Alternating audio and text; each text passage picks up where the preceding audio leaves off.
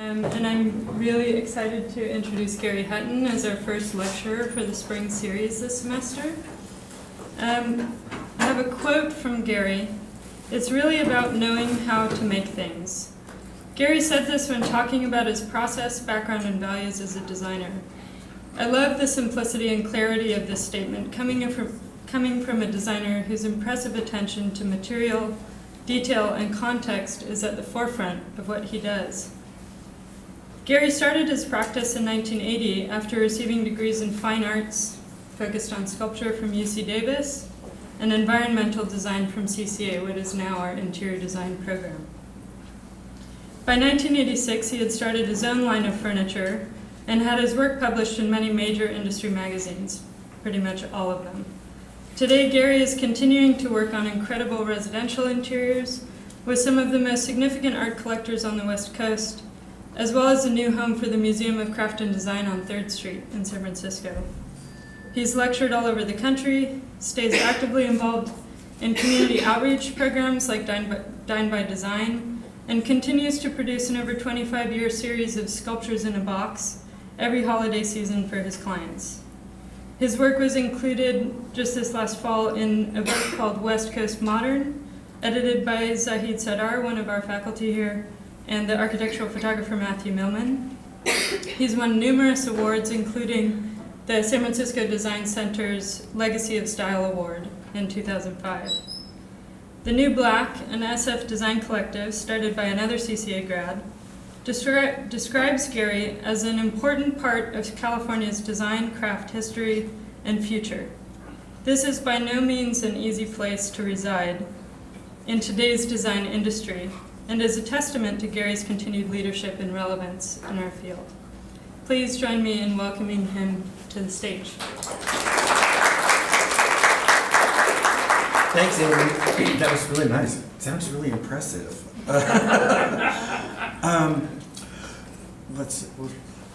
I guess what I want to talk about first is a little bit about my firm and what we do and how we go about it. And we're a really small firm. There are only 5 of us at this point. Do the lights need to come down a little bit more for people? Yes, please. Okay. I don't know how to do that, but somebody will. And so we are really a client-driven office, and we really are focused primarily on what our clients are asking us to do, and then to try to understand what it is they're asking us to do, and is that really what they want? So there's a little psychology involved in that, but we do go about that, and a lot of what we do comes from that place as opposed to the place of a specific kind of look or a specific thing. And we are modernists, and we don't typically do a lot of antiques or that kind of thing, and that is primarily because of the wants and needs of our client base. So what I'm going to do tonight is kind of give you an idea of how we work and what we do, kind of based on 3 projects that are in sort of 3 different states. The first one is a project that is in construction now, and we will be installing April 15th this year.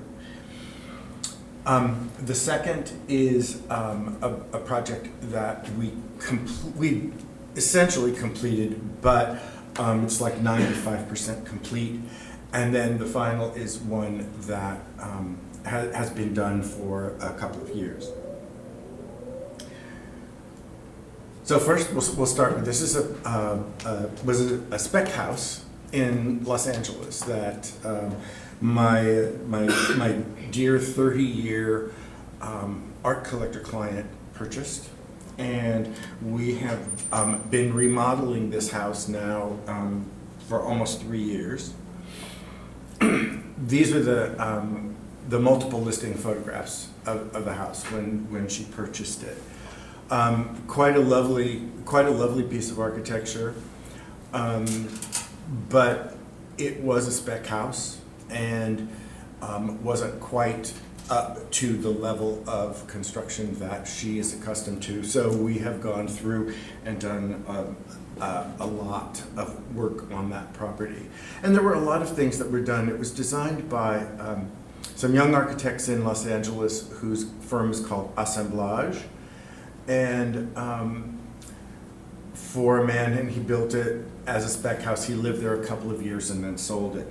So we went about making some changes to this that brings it up to the level of custom work and a custom house. Like not the least of which, as you can see, like right here, that band, which, you know, the doors then only go up to here, and then the clear stories. Like, so what we're doing now, of course, is that's all been removed. The roof is re-engineered, and now the doors are full height. So, you know, we'll do things like that to kind of clean things up that obviously weren't part of the initial budget for that project.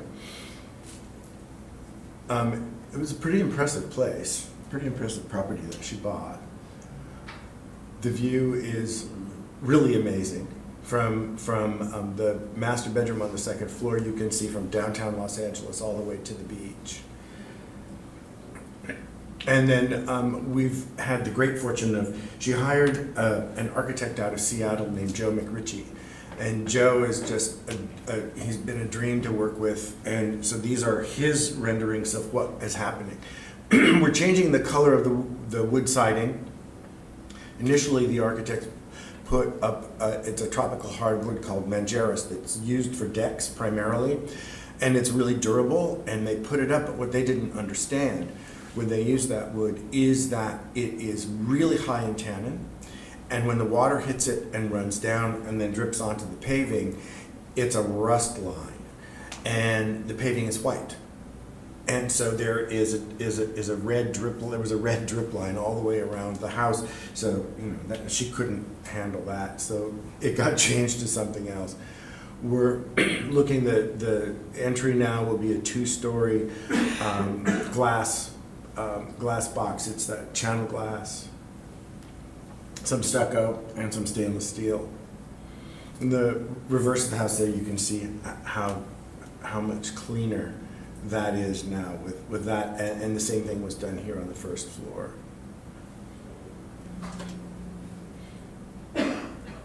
I was down in Los Angeles a couple of weeks ago, and it was determined that we don't need that sort of shade structure, and everybody breathed a sigh of relief because no one could quite figure out how exactly we were going to make that happen.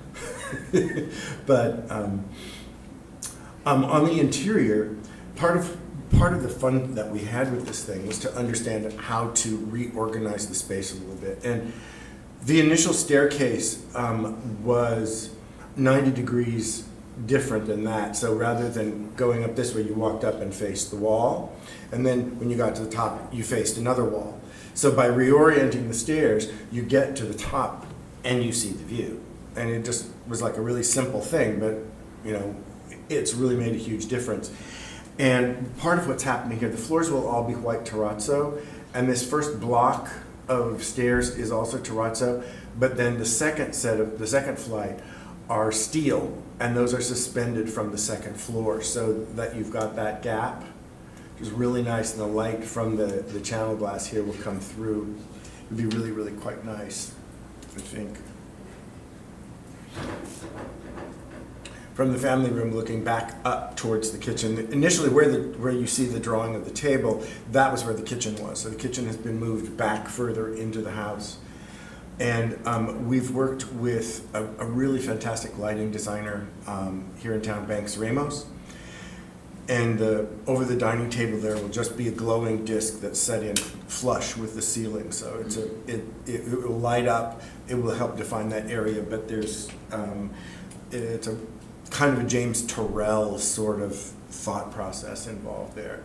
These were the client, because the client lives here, decided that they wanted to install cameras so we can log in and watch construction in real time, which is really kind of fun. Not that we've done it that much, but every once in a while we do. I saw the client this morning and she said, they've got a scratch coat on the front of the house. It's really nice. She said, but I've gotten to the point where if I look at it too often, I just get too anxious. So I don't do that anymore.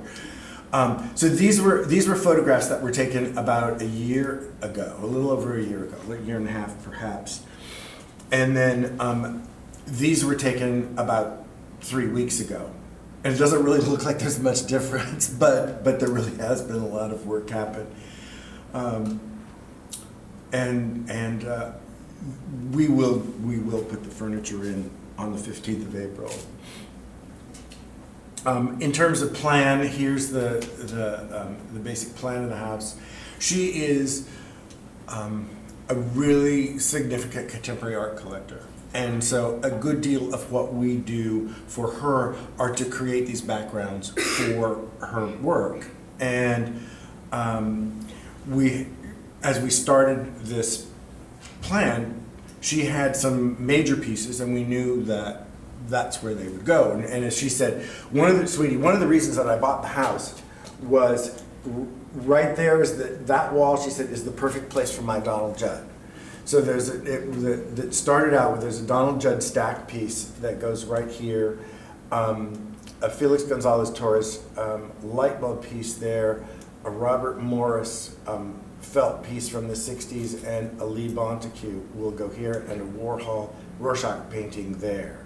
So these are like really major things, and really, like very exciting to have that opportunity. I also worked with her for so long that I know what she does. So the living room, we were able to do this kind of crazy Italian thing that you just plop down on anyway, because she never sits down. She never sits down, other than to eat. Now we know that they'll actually use the family room, but no one will ever sit there. Dining table for 10. She'll probably, on occasion, have some people over, but she doesn't really like to sit down and eat either. She likes to move around. Guest room, guest bath, powder, and then, like I said, moved the kitchen back here, which was originally there.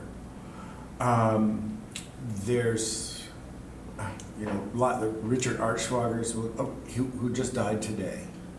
I saw or yesterday. It's on the paper today. So there's a Richard Archschwager that goes on that wall, a Basquiat that goes there, some Catherine Opie's that are going to go on that little wall right there.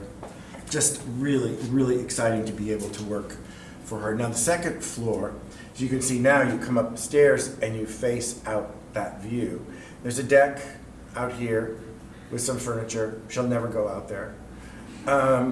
She doesn't get in the sun. A bathroom, that's a media room here, master bedroom here. You can see there's 2 locations for the bed. She was trying to decide if the bed was against the wall, she couldn't hang a significant painting on the wall because it would have to be above the headboard. And she has a thing about not wanting to sleep in earthquake country with something that crash on her head.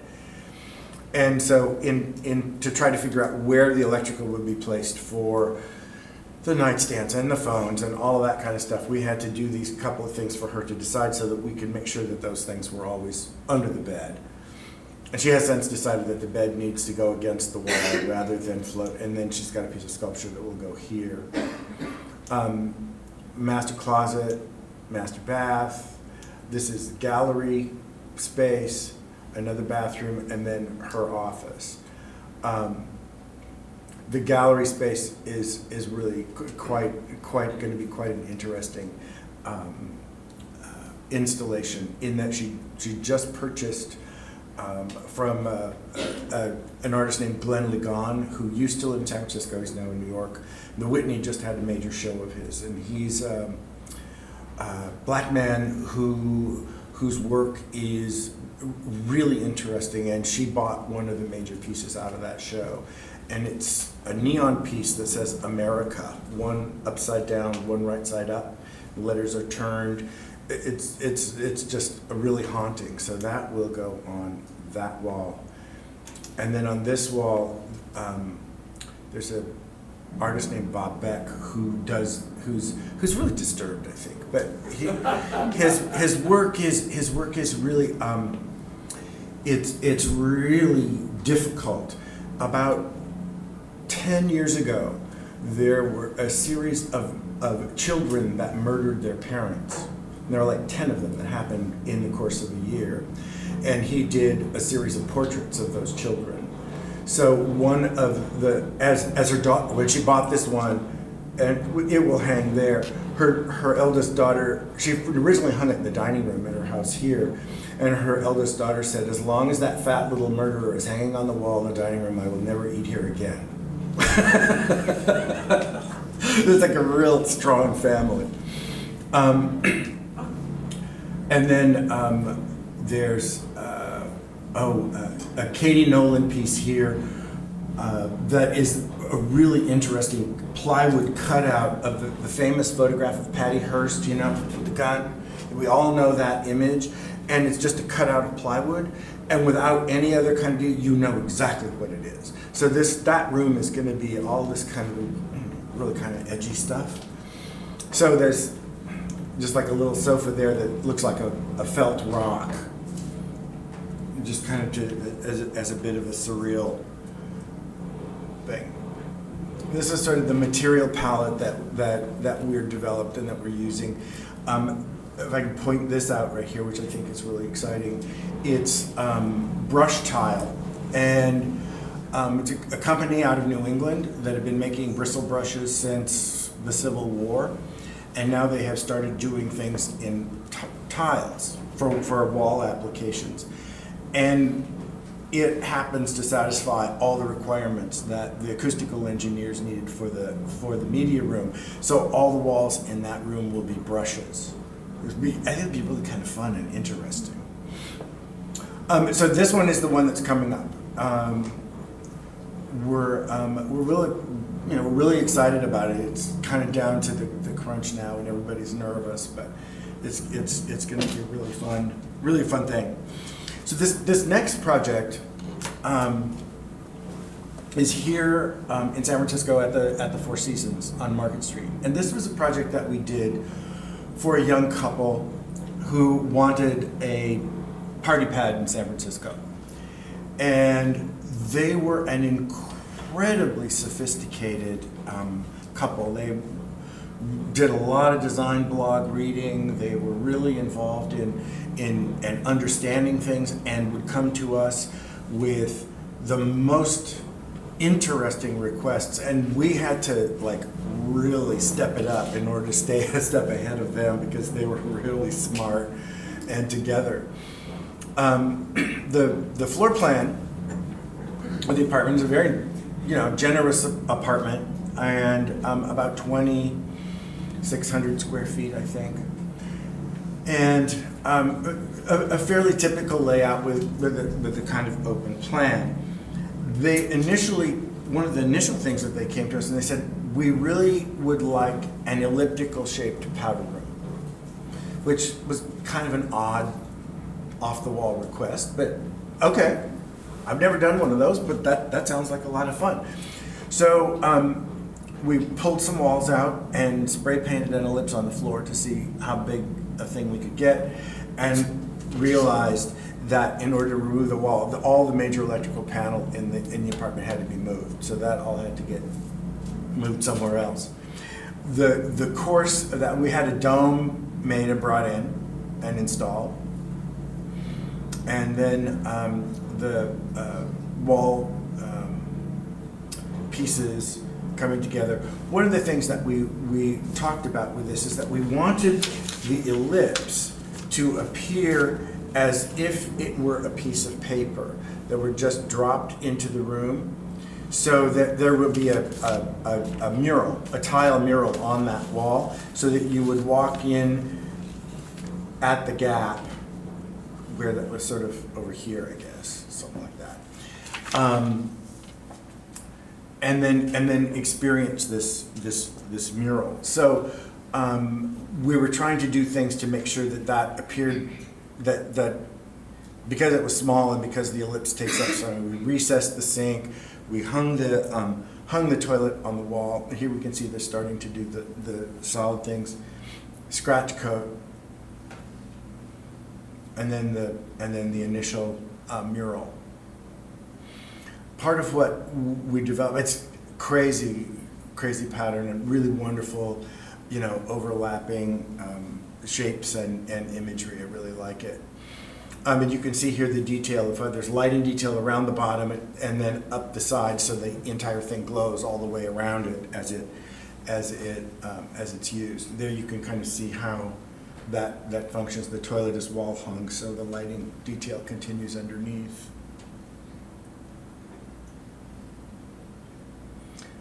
But it was really fun. It was really fun to do.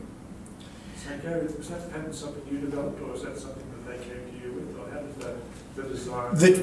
The actual pattern. The actual pattern was something that they brought. They came to it. It's actually made by Bizasa in Italy. And I can tell, there are horror stories. Those things come and they're in 1 by 2 foot sheets, and you put them up and they're numbered, and you put them all up, and we were watching the guy put them up.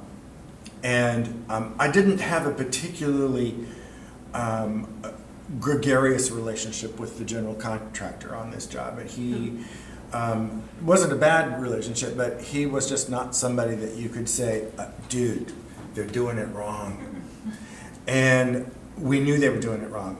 And when they got everything done and pulled the paper off, you could see every division because they were not taking the time to align those things.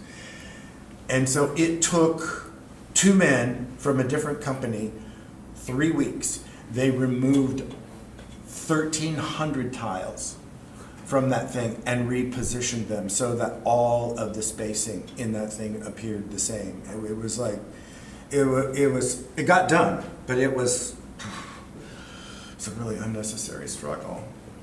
For the master bathroom, we got an email from them one day, and they said, "Oh, we're in Seoul, and we are staying at some hotel, and the bathroom was done by a Japanese design firm called Super Potato, and we really like it. Can we have a bathroom like this?" And if you don't know who Super Potato is, Google it as soon as this thing is over, because they're awesome, awesome. So we were, and I happened to have a book on Super Potato's work. So we started looking at that and thinking, okay, what are we going to do here? Where are we going to go with this? And what do we turn to for inspiration? So we went to Machu Picchu, and because of the kind of Super Potato's work, I think, is a lot about sort of these interlocking and the relationships of forms and how those things all kind of hang together. And this was something that we thought might be of interest. So we did a little initial sketch. It's like, okay, give it a little ledge, you can put your shampoo bottles on it, and that kind of thing. And then we developed a little further and built a model out of styrofoam. And then the styrofoam model was notated with blue tape so that it could be sent off to Cold Springs Granite and have them make the things. I got an email. This is the email from my phone saying, "Is this block of granite going to work for you?"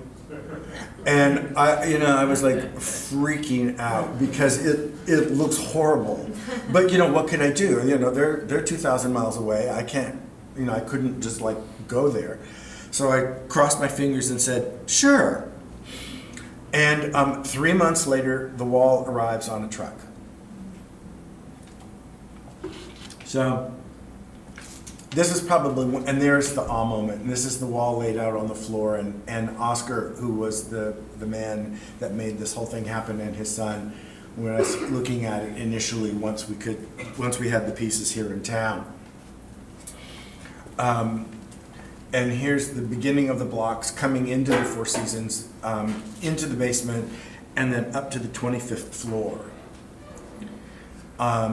It was no easy task to get all of that together. A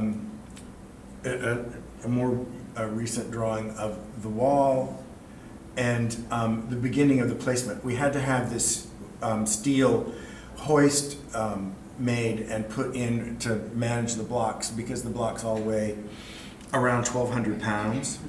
so there was a lot of like jockeying, and then how the things have to be stainless steel brackets that are epoxied in and bolted to the building so that in a seismic activity nothing is going to shift and fall down and kill our poor rich clients. So, and there is the wall about halfway up.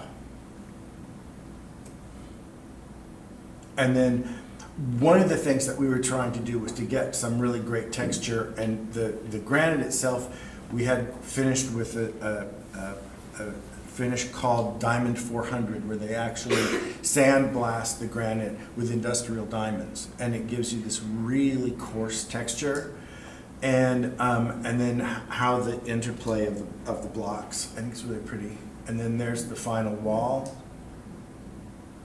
Part of what we did in this, and I think this is kind of important, is that we made the bathroom an entire wet room. So the entire bathroom was wet, and we, in a high rise, you can't change the location of your drains because those are dictated by the building. So there is a drain in the floor right there, and we placed the tub so that it is hidden behind the tub. So there's the tub, and the whole thing just drains behind the tub, and then you could. This was the most nervous thing of mine was would that Boffy faucet fit into that like pocket that we had done in the granite, and it just slipped right in. It was a really good day when that happened. And then there's the shower on the other side, and all the walls in that room are Corian, so everything is completely wet.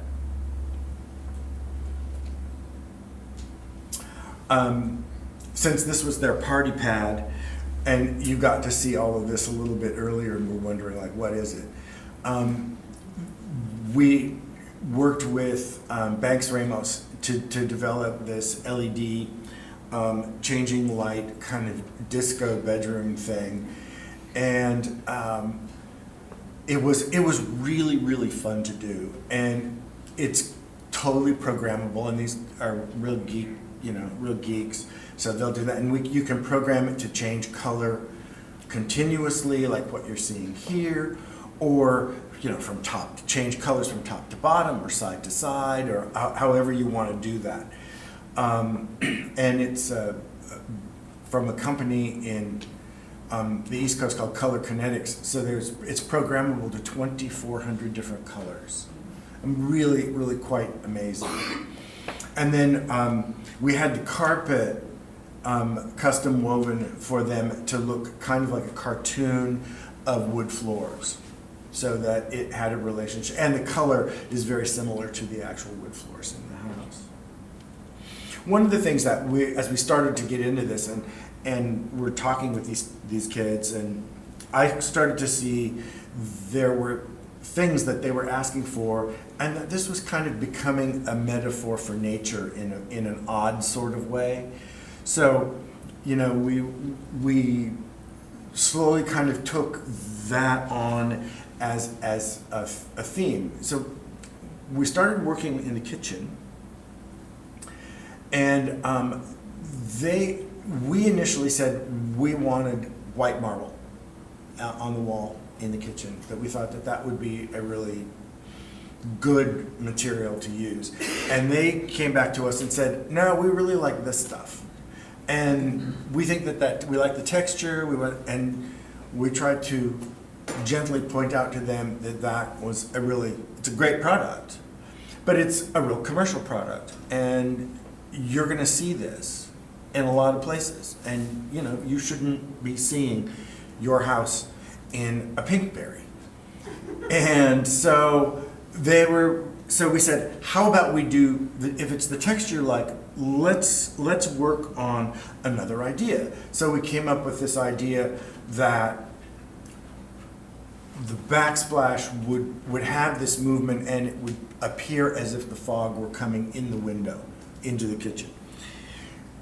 And we were able to sell them part of the way on that idea, and we built this little foam core model, and when they saw that and they went, I don't know. We said, okay, let's have a piece of the Corian carved, which we did, And that's what that looked like, and I think it's really pretty. And it's the soft, and it has a lot of movement, and they were like, no, we want the other stuff. So then the holidays came, and they went to Los Angeles for a week, and every pinkberry yogurt place that they went into in Los Angeles had exactly the pattern that they wanted for their kitchen in it. So they came back to me and said, maybe white marble after all. So we found slabs and photographed them, and he said, we can do the white marble, but I do not want it to look like a bank or a church. So I don't want book matching, I don't want slip matching, and this is pretty sophisticated kind of talk to come from a client. You know, we normally have to explain those kinds of things to people, and they were like, no. He said, I want a blend match, and so we photographed the slabs and put them in Photoshop and worked that out until we got how we wanted this thing to look. You can see the slabs are enormous. That guy was really short, but nonetheless, these were really big pieces of stone. And there we are standing, you know, like looking at the thing going like, how is that ever going to happen? And then here are the boys bringing those slabs in, and these were, we did it in 4 pieces. The client was really wanting it done in 3, but if we did it in 3 pieces, there was only 2 inches to spare in the elevator. And that was putting the slab in diagonally into the elevator. And then when you came out of the elevator, there was a really hard right-hand turn just as you got off the thing. And we said, you know, it's too dangerous. It's just too dangerous. We don't, you know, this kind of stone is a bit sugary, and you know, like you bang that corner and the corner's gone, and that's that. And then we would have to start over. So the client was like, I don't want to start over. So we did smaller pieces, still pretty good sized.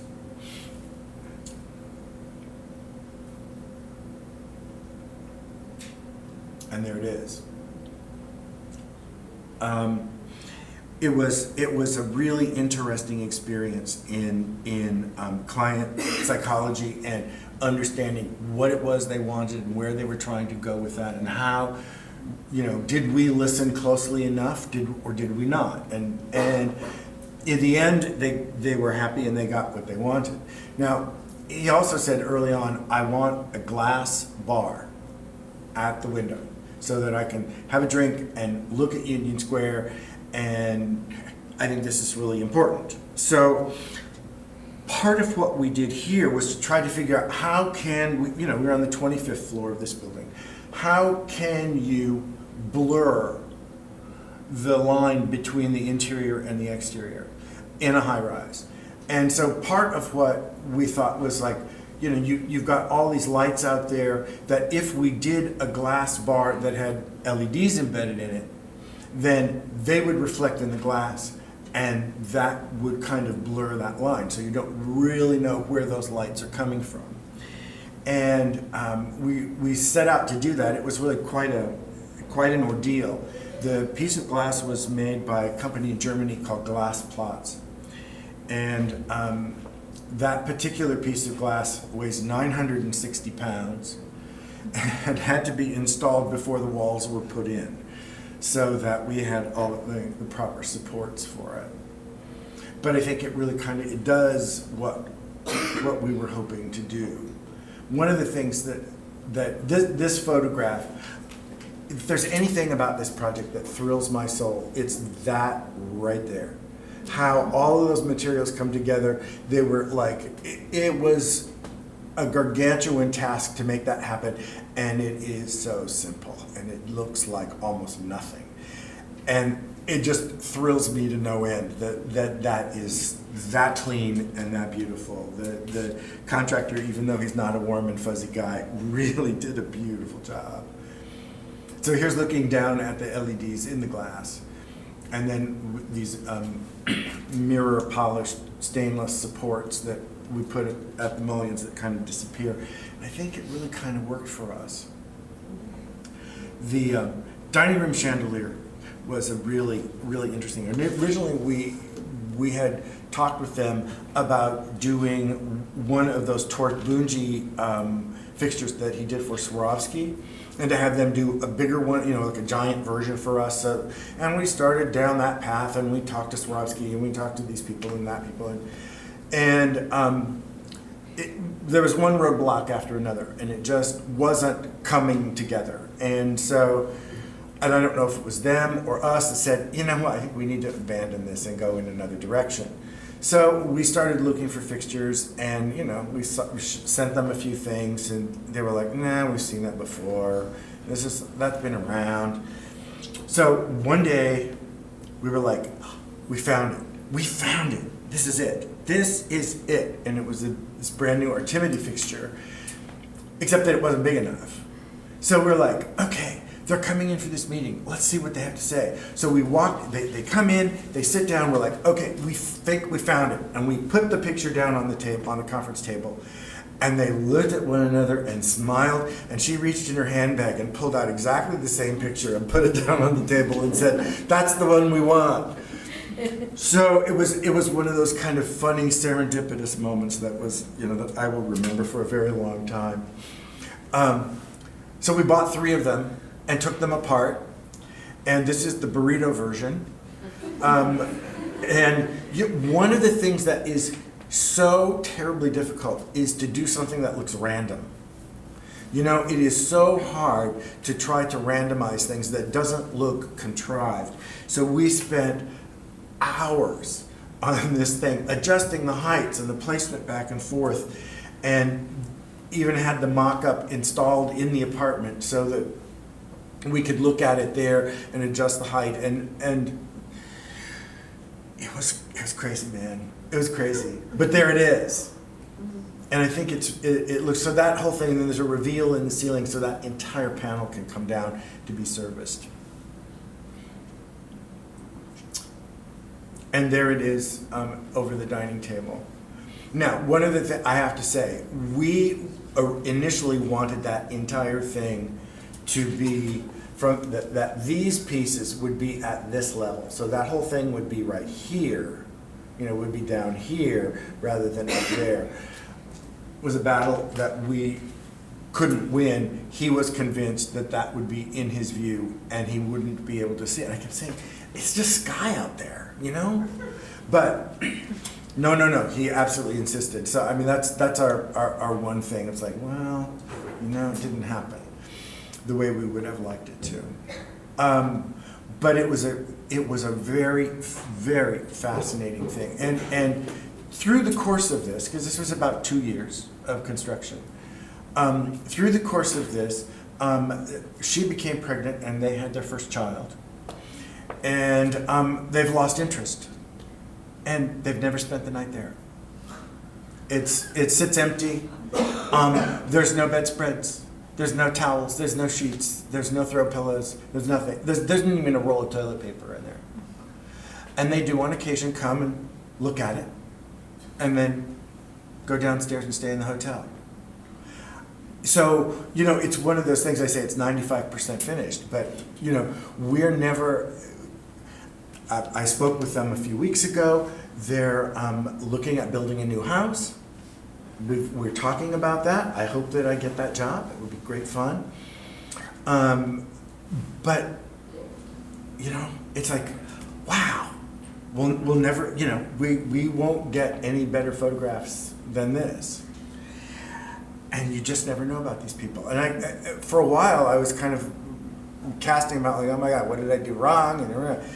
And someone pointed out to me that when people have that kind of money, especially when they're young, because these kids were not yet 30 when we started this project, that they'll go down a path and something happens and they change direction and they go in another direction. It doesn't mean that this wasn't to their liking. It just means that they lost interest, and it doesn't mean the same thing to them that it does to us that have to work for a living. And you know, you're like, okay, if I save enough money, I can do this. That's not a consideration. So it was a very interesting learning experience for all of us in the office. Now this last project is one that's in Venice Beach in California, and It was great fun. The clients were marvelous. We had a wonderful time, and we were able to make some changes to the plan initially. As we were brought in before construction started. And this is one of those situations where the developer was building these sort of generic loft projects. And they hired an architect to do some massing and some initial studies for them, and then decided that it was so simple that they didn't need the architect and they could just finish it themselves. Somewhere along the line, they were told that they needed another bathroom. And so initially, this is the front door, and you'd come in, and this was initially a full bathroom in the corner of the living room. What's that all about? So we were fortunate enough that we were early on that we converted it into just a powder room and gained another 3 feet of space in the living room. The rest of it we didn't modify much, but that was one where we were really like, oh my goodness. Part of the thing with that particular, then we go upstairs, and then upstairs there's bedroom, a kind of TV room, lounge, and bathroom. When you entered from the front door, you immediately step into a space that's close to 3 stories high, and then you had this box of a bathroom next to you. And so we were trying to figure out how we would make some sense of that, and how we would create something that would give you a sense of entrance and a sense of place, so that you just weren't like completely overwhelmed by this volume. And we started looking at doing perforated metal with a couple of different shapes and overlapping them to create some shadow and form. And one day, we were talking, and I don't know, pulled out a map of the neighborhood or something, and we thought, wow, now that's really a great pattern. And this would really locate this place. So what we were trying to do is to give this sort of generic loft a sense of where it is, and a sense of it being in Venice and not, in Poughkeepsie. So we took the street map and kind of stylized it and turned that into our pattern for the entry canopy. So here you can see in construction what this thing was like. There's, that's the powder room, and then there's like windows above and all that. There it is, sheetrock. We painted the top of it pink so that when you walk down the stairs, you can see just this little hit of color because the entire place is white. The powder room then was clad in horizontal bands of blackened steel.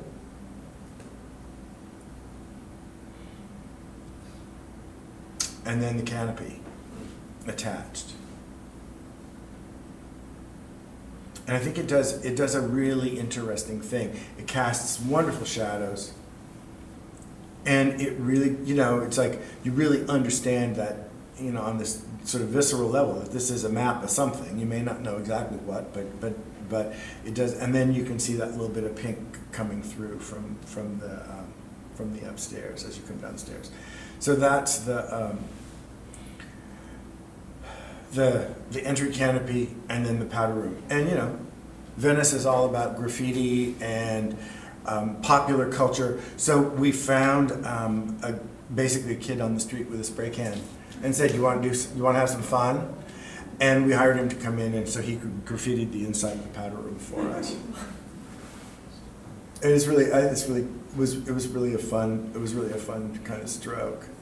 And it wouldn't be Venice Beach without Muscle Beach.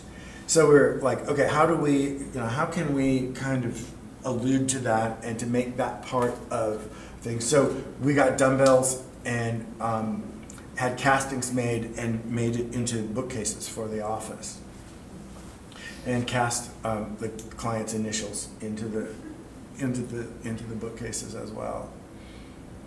And then along with that, this was a sketch that I had done for just an idea for a light fixture some time ago, and we decided, well, let's simplify that and do something else. So we started working on this, and correct the drawings and do that sort of thing, and then we come up with our initial make of that thing and how it all kind of came together. And then it is over the dining table. These people have a really wonderful collection of art as well, and we kind of had some understanding of what was going to go where. So the apartment itself the loft itself is all white with accents of black, so that they can switch out their works as they see fit. And interestingly enough, this lovely Deborah Butterfield horse, it's really a beautiful, beautiful piece. She was a grad student at Davis when I was an undergrad, so I knew her briefly, as much as grad students ever talk to undergrads. But she was really swell. And then we used these Eames chairs because the Eames office was really only about 2 miles down the road from this place. It was another kind of thing to try to bring a little bit of the local culture into the project. This is a weekend place for these people, so they're coming from Reno to stay in Venice. So we were really wanting to make sure that they were someplace other. Part of that stuff, part of Los Angeles and Venice, it's like the hot rod and motorcycle culture. So I convinced them to let me design a chair for them, kind of based on that genre. So I did a bunch of bad sketches and played around with this a little bit. Had a little model built to kind of see, was this viable? Is it going to be okay? And everybody said, yeah, that's good. Let's go for the prototype. So the first prototype was made, and it was the ugliest thing I have ever seen. It was awful. The proportions were bad. Everything about, it's like when you blow something up, it changes. And so it was like, okay, what are we going to do with this? So that's more like it. So that was I think the third round to kind of get that right and to get it feeling good and graceful. And then we did a couple of different studies for the upholstery. There's another one. And then there it is, finished with the upholstery on and the front and back of the chair.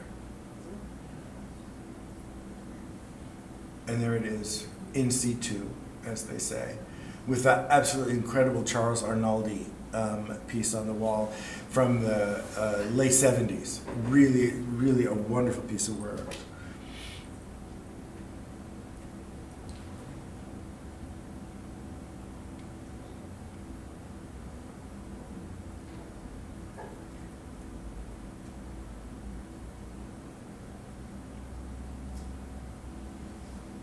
And I got an award for it.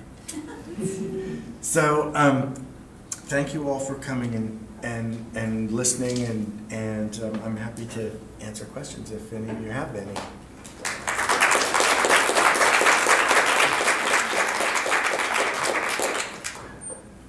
Yes? When you were finding the light fixture, especially the disc with the long bulbs on the inside, how did you plan how that would light? How the light would go in the space? Well, we knew that we wanted to use those showcase light bulbs, and so we knew what that was going to do, and we did some mock-ups to try to see where we would go with this thing, and it was more. There was enough lighting in that project that was more of a decorative object than it was something of necessity. So there was, we had a little bit more flexibility than we would if we were specifically trying to light the table with that. But part of it was sort of, the idea was that the light would be sort of contained and then there would be sort of this dark space around it. And I think it works it works in that way. Yes. I was really interested to see you designing that piece of furniture in the chronologically the first page you showed us. And how do you balance that in your practice between, because you're an excellent designer of objects and lighting and furniture and art as well, so how do you balance kind of being the procurer of those things in the marketplace with designing them yourself? That's a good question.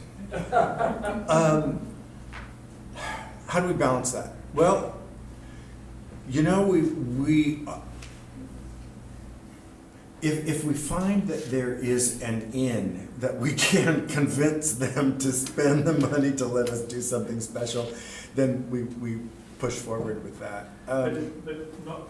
I would think that sometimes the things that you would have designed would end up being less expensive than some things you might import from Italy and have to get, all the middlemen in the way. Getting something fabricated locally, that can often be as competitive price-wise, can't it?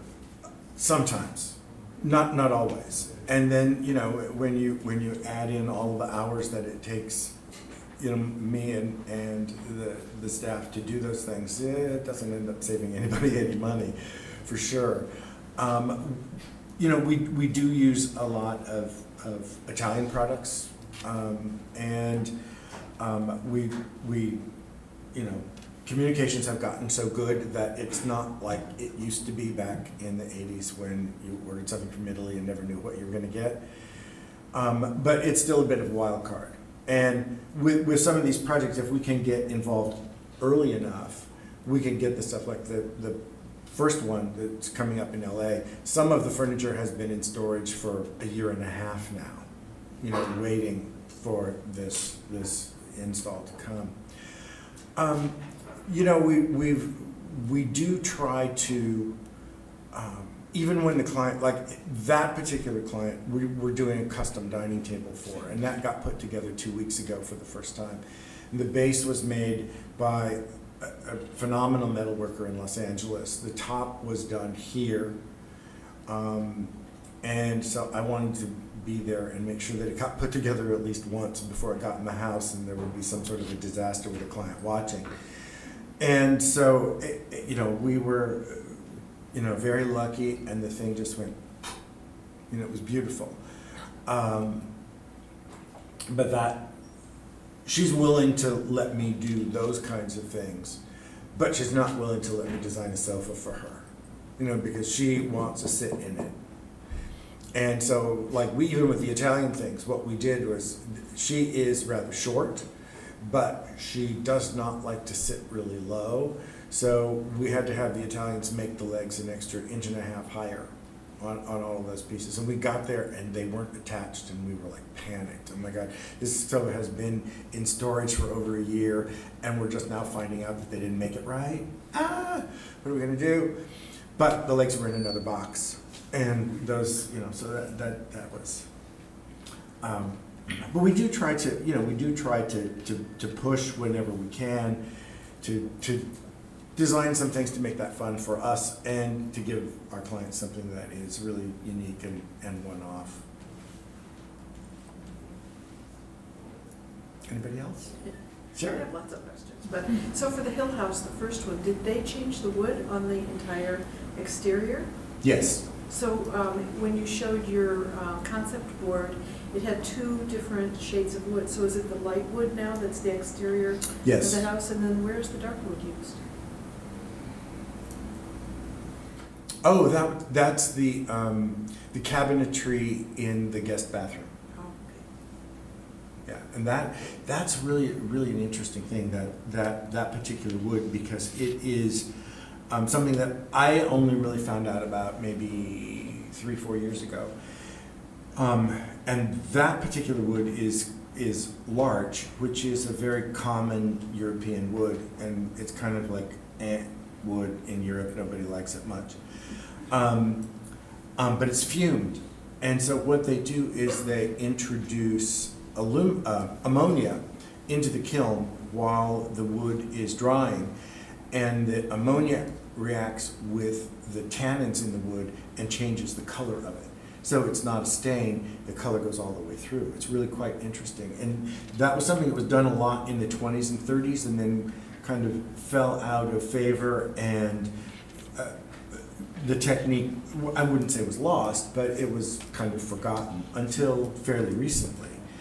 And it was revived by people pulling up boards out of stables, stable floors. And the oak planks in the stables had turned this incredible gray color from the horse's urine and from the ammonia in that. And so it was sort of like, oh, that's something that you can do. And it's really fascinating because you can fume a solid block that's like 2 inches thick and the color will change all the way through. It's really, really cool. I have another question. Mm-hmm. So the house in Venice Beach, were you working with the sea view? Where is it in Venice? Is it surrounded by other houses? There is no view from that particular unit. And the client bought that unit specifically because when you go out the front door, what you look, it's kind of a blank wall, but that is Charles Arnaldi's studio, directly across the back fence. And they're good friends with Arnaldi, so that was going to be their, like their sort of common thread. So the beach is about 3 blocks away. And from their unit, there is no view. So it's really kind of an internal thing. Nice light, but no view particularly. Yeah. Where do you get your inspiration for designing their project? Where do you get your inspirations from? Magazines, books, or how? Well, that's, typically it comes from the client.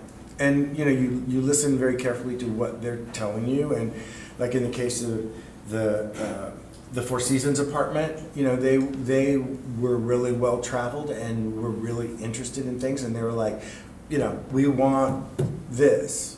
Okay, then you say, okay, if they want this, then how do you make sense of that with the other things? And one thing kind of feeds on to another. And we certainly in the office, we certainly in our socializing, like in the morning before we get started and everybody's kind of with their cup of coffee, bleary-eyed, we're like exchanging information about, like the fashion shows or the new cars that just came out or the, something that happened. And so we're always looking at those kinds of things and seeing what, or somebody's like, did you, business, Bloomberg Business News has an article, I don't know, did you guys see it? The current issue of Bloomberg News, and it's all about design. It's big interview with Yves Bahar and a bunch of other people, and it was like fascinating. I was like at the airport, I picked it up, I was like, who knew? And read it on the plane on the way home. And so there, there's always something. There's a great website called Disegno Daily, and it's like a design newspaper online, and it gives you like what's happening, kind of like day by day, what happened in London, what happened in Milan. So we do that kind of stuff and look and just try to stay engaged. Your turn. Well, I was going to ask also about the Four Seasons project. I know that you've shown us a lot of really high-end projects, and that allows you to do certain kinds of things that are really fun. But when a client who you've invested that much with, or who has themselves invested that much, then decides to kind of walk away from a project or maybe sees design as just kind of something else that they can buy or a little bit disposable. It sounds like that didn't give you pause about working with them again, or is that, how do you pick back up from that? Well, it's disappointing that we won't be able to hire Matthew to take pictures because nothing is finished. I mean, they've bought some really beautiful art that's hanging in there. There's like 3 pieces. In order for us to photograph it, there needs to be 2 more. And they would never allow us to stage that because he is much too ego attached to it. But it presented us with opportunities and the chance to do things that we would otherwise not have had the opportunity to do. And, you know, that granite wall, I mean, like, who gets a chance to do something like that? I mean, that was just so much fun. And they were, you know, they were like, okay, cool, let's do it. You know, it's kind of like you and I would go out to dinner. They were like, sure, let's like have these people in Cold Springs, Minnesota carve a granite wall for us, you know? And so while, yeah, there is a certain amount of pause, but I know that they've hired Marmol Radziner from Los Angeles to design their house. And I've seen some preliminary sketches of it, and it's way cool. And it would be really fun to participate in that. And way cool to meet Marmol Radziner, which I did once a long time ago, but they don't remember me, I'm sure. But, you know, and you never know where something is going to lead. And certainly all the people that work at the front desk at the Four Seasons are all my buds now, because they're like, oh yeah, he's the one that did the, you know. So you don't ever know where those things are going to take you. But I kind of look at it as something like it's an opportunity. You know, we've been given this great opportunity, and we need to run with it. And when, you know, sometimes they don't turn out the way you think they should, but it's part of the deal. You know, you just move on. Yes. Being a designer in San Francisco and LEED becoming the biggest thing here, how do you feel about that? Since a lot of your stuff is spec from Germany and Italy and have big carbon footprint. Well, you know, we try to be as conscious of that as possible within the, you know, within the definition of our clients. We're working on we just started a project now with some clients. They're building a house down the peninsula, and they are going for LEED Platinum on that house. And so we're working with the architects to make sure that whatever kinds of materiality that we are using in that house will do that. But in talking with the clients about, you know, do you want, because right now in their current house they have mostly Italian furniture, and we're going to reuse all of that furniture. And we said, you know, how do you want us to go about this? Do you want us to source things locally and do that, or what is your thought process? And they were very direct, and they said, we want things that look great, we want things that are well made, and that will last a long time, and that they saw that as being part of the sustainability of their project. I mean, we can all argue that building a 9,000 square foot house for 4 people isn't exactly the most sustainable act going. But within that realm, they're really doing everything that they can, and so are we, in that we're making sure that we're going to reuse all of their furniture. You know, so, and some of it will recover and some of it we will leave as it is. But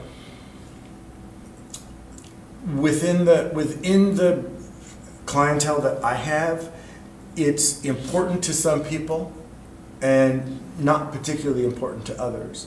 So we try to go about things in a way that is as little, that produces as little waste as possible. Yes?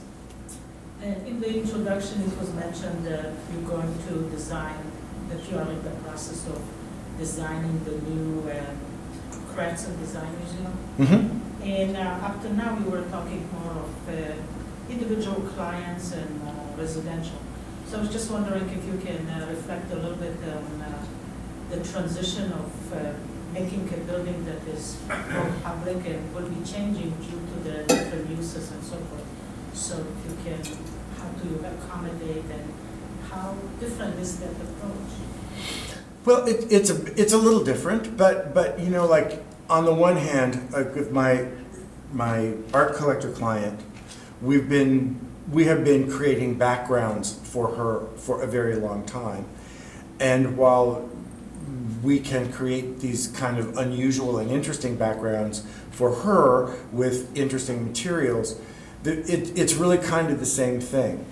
She'll never leave a piece of art in the same place. So it's not like in the old days where you paint the room red and you hang the Goya on the wall and it stays there over the sofa because the sofa's yellow and it matches his bow tie.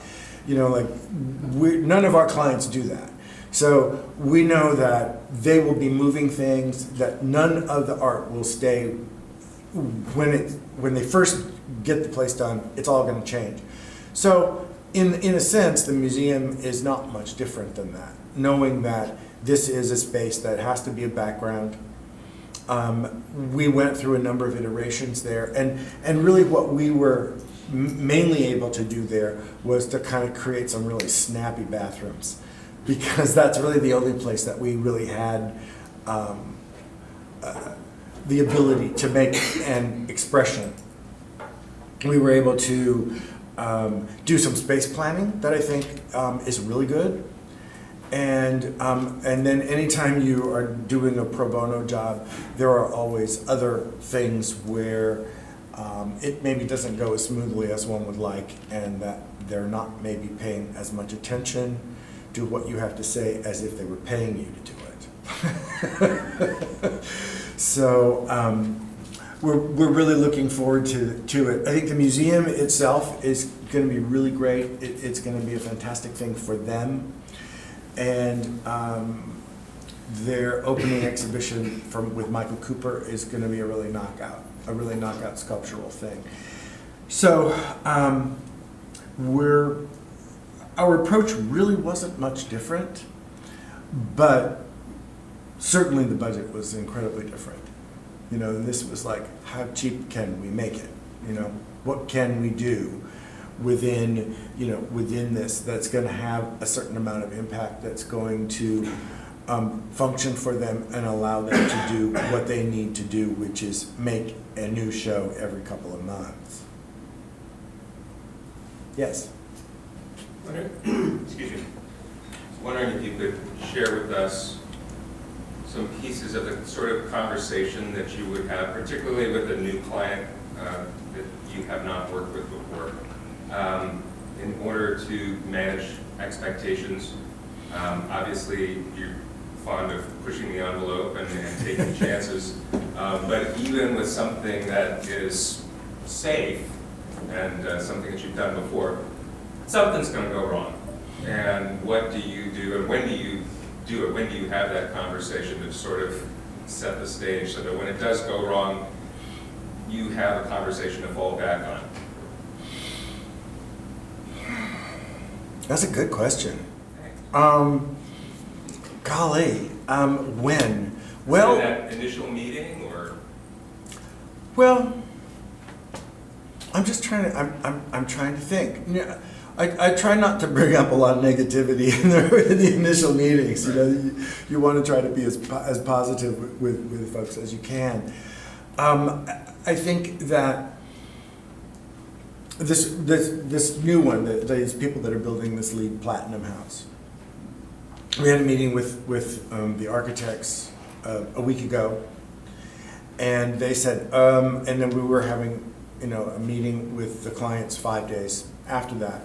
And the architects were like, well, your next meeting with them is going to be very interesting because we just got the takeoffs from the contractor, and the cabinetry budget is $1.2 million more than we had anticipated.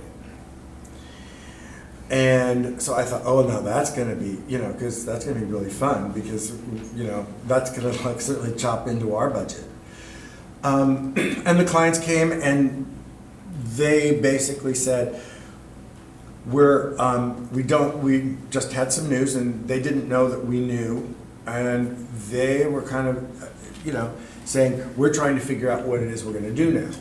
And so we said, well, you let us know, and however we can help you work through this thing, we're happy to do that.